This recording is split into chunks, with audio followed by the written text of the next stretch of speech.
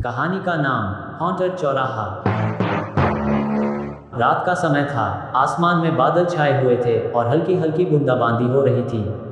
विशाल एक पुरानी सुनसान सड़क पर तेजी से बाइक चला रहा था।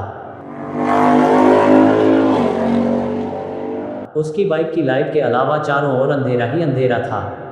विशाल खुद से, अरे, इतनी सुनसान जगह में ये चौराहा कैसे आ गया? सुना था यहाँ कोई आता जाता नहीं। कहते हैं कि इस चौराहे पर कुछ अजीब होता है। विशाल रुकने का मन नहीं बना पा रहा था, पर उसे ऐसा लगा जैसे कोई अदृश्य ताकत उसे वहां रुकने के लिए मजबूर कर रही हो। सुरेश, विशाल का दोस्त,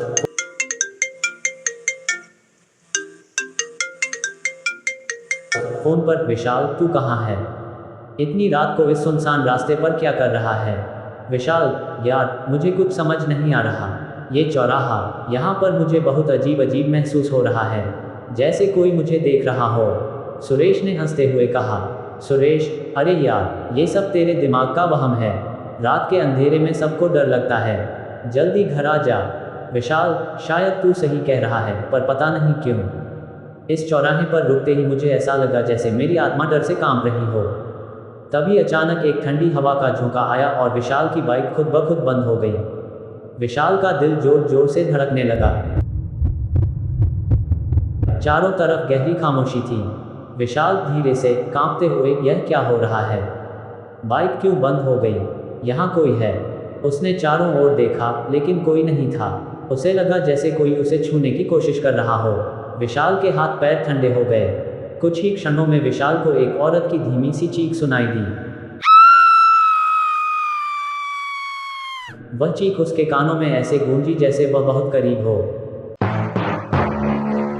हॉन्टेड चौराहा पार्ट 2। विशाल की हालत खराब हो चुकी थी। उसकी सांसें तेज हो गईं और माथे पर पसीना छलक आया। उसने बाइक चालू करने की कोशिश की, लेकिन बाइक ने उसकी बात नहीं मानी। आसपास का अंधेरा घना होता जा रहा था, जैसे किसी रहस्यमय परछाई ने उसे अपने शिकंजे में ले लिया हो। विशाल खुद से घबराते हुए, यहाँ रुकना ठीक नहीं है, किसी तरह निकलना होगा, ये जगह ठीक नहीं लग रही। तभी उसे एक धुंधली आकृति दिखी। वह आकृति धीरे धीरे उसकी ओर बढ़ रही थी। विशाल की आंखें डर के मारे फैल गईं। वह सोच में पड़ गया कि ये उसके भ्रम का हिस्सा है या हकीकत। अचानक एक बुढ़िया की आवाज़ आई, जो उसी धुंधली आकृति से आती प्रतीत हो रही थी। बुढ़िया, क्यों रुके हो बेटा? ये चौराहा यूं ही नहीं रुका करता। जिन लोगों ने यहाँ रुकने की गलती की है, वो लौटकर कभी नहीं आए। विशाल ने हड़बड़ाते हुए चारों ओर देखा, लेकिन बुढ़िया की आवाज़ का स्रोत नजर नहीं आया। उसके रोंगटे खड़े हो गए। विशाल कांपते हुए, कौन हो तुम? ये सब क्या है? बुढ़िया, मैं इस चौराहे की रखवाली करती हूँ। जो यहाँ आता है उसे उसकी सच्चाई का सामना कराती हूँ। क्या तुम भी अपने सच का सामना करोगे? विशाल की हालत अब और भी खराब हो गई थी। उसे समझ नहीं आ रहा था कि वो भागे या बात करे, लेकिन उसके कदम वहीं जमे हुए थे, मानो कोई अदृश्य शक्ति उसे वहीं रोक रही हो।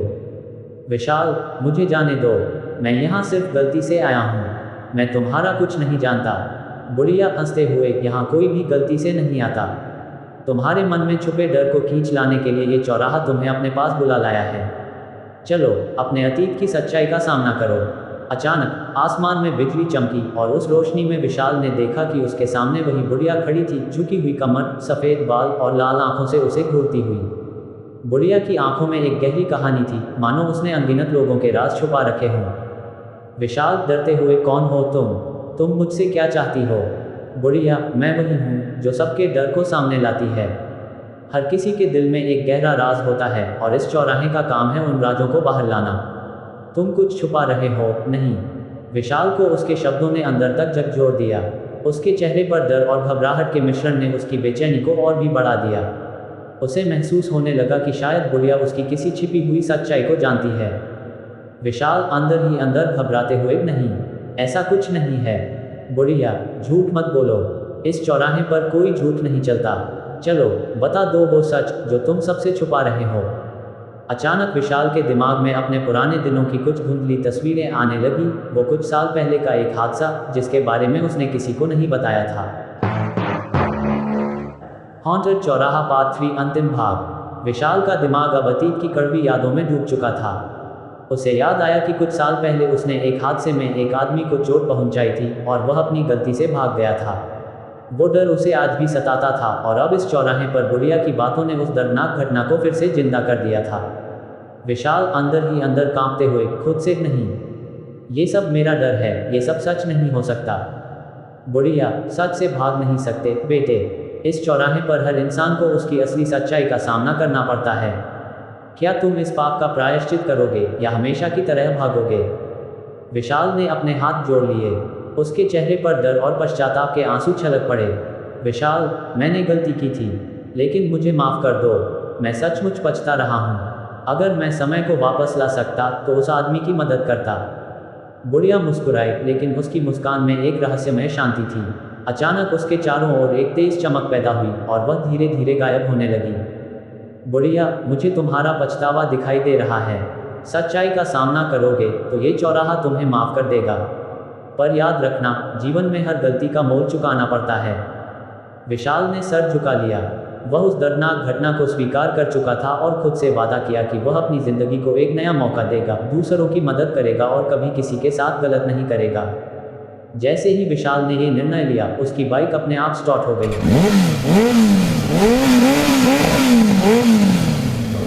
उसके आसपास का अंधेरा धीरे धीरे छंटने लगा और चौराहे पर हल्की रोशनी फैल गई। उस जगह की भयानकता मानो खत्म हो गई थी।